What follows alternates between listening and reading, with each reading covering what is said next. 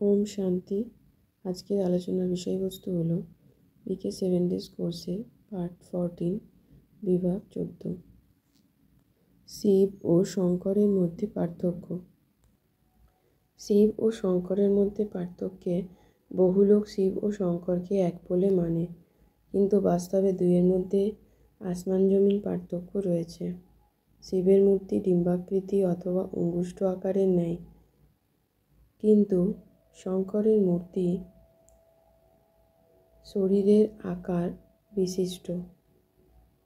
এখানে দুজনের পরিচয় যা পরমপিতা পরমাত্মা স্বয়ং আমাদের বুঝিয়েছেন ও অনুভব করিয়েছেন তা স্পষ্ট করা হচ্ছে।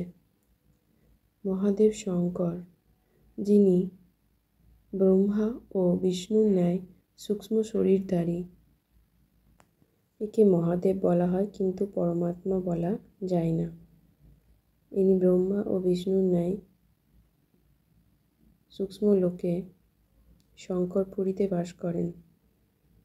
ব্রহ্মা দেবতা তথা বিষ্ণু দেবতার ন্যায় ইনিও পরমাত্মা শিবের রচনা।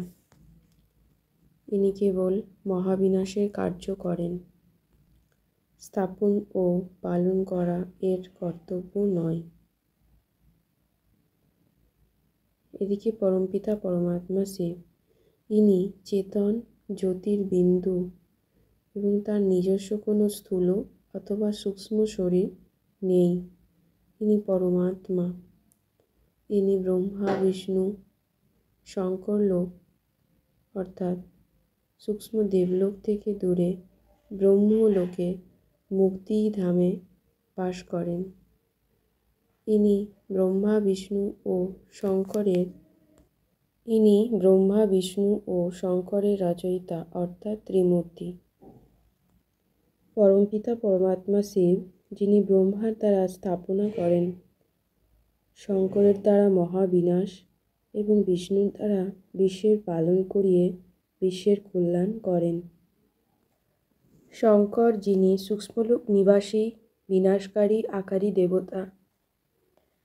পরমাত্মা শিব, যিনি পরমধাম নিবাসী কল্যাণকারী নিরাকার পরমাত্মা। প্রকৃতপক্ষে রাত্রি অজ্ঞানতা, পাপ অথবা পাপাচারের নিশানি, অতএব দাপর এবং কলিযুগকেই রাত্রি বলা হয়। কলিযুগের শেষে যখন সাধু সন্ন্যাসী গুরু আচার্য প্রমুখ সকলেই মানুষ পতিত তথা দুঃখী হয় এবং অজ্ঞান নিদ্রায় নিদ্রিত থাকে, যখন ধর্মের গ্লানি হয়, তখন এই পতিত পাবন পরমপিতা পরমাত্মা শিব এই সৃষ্টিতে দিব্য জন্ম নিয়ে থাকেন। এজন্য অন্য সবার জন্মোৎসব জন্মদিন রূপে পালিত হয়, কিন্তু পরমাত্মা শিবের জন্মদিনকেই শিবরাত্রি বলা হয়ে থাকে। সুতরাং এই চিত্রে যে কালিমা অথবা অন্ধকার দেখানো হয়েছে, তা অজ্ঞান অন্ধকার অথবা বিষয় বিকাররূপী রাত্রির দ্যোতক। এই কারণে শিবের জন্মোৎসব রাত্রিতেই পালন করা হয়। এই সৃষ্টিতে জ্ঞান সূর্য শিবের প্রকাশের সাথে সাথেই অজ্ঞান অন্ধকার ও বিকারের বিনাশ হয়। যখন এই প্রকারে অবতরিত হয়ে জ্ঞান সূর্য পরমপিতা পরমাত্মা শিব জ্ঞানের প্রকাশ দেন, তখন অল্পকালের মধ্যেই এই জ্ঞানের প্রভাব পৃথিবীতে ছড়িয়ে পড়ে এবং কলিযুগ তথা তমগুণের স্থানে সংসারে সত্যযুগ ও সদ্গুণের স্থাপনা হয় ও অজ্ঞান অন্ধকার তথা বিকারের বিনাশ হয়ে থাকে। সারা কল্পের মধ্যে পরমপিতা পরমাত্মার এক অলৌকিক জন্মের দ্বারা অল্প সময়ের মধ্যে এই পৃথিবী শিবালয়ে রূপান্তরিত হয় এবং নর পায় শ্রী নারায়ণের পদ এবং নারী শ্রী লক্ষ্মীর পদ। এই জন্য শিবরাত্রি হীরা তুল্য। এবং এভাবে আমরা শিব ও শঙ্করের মধ্যে পার্থক্য বুঝতে পারলাম। ওম শান্তি শান্তি শান্তি। ওম। Thank you. God bless you.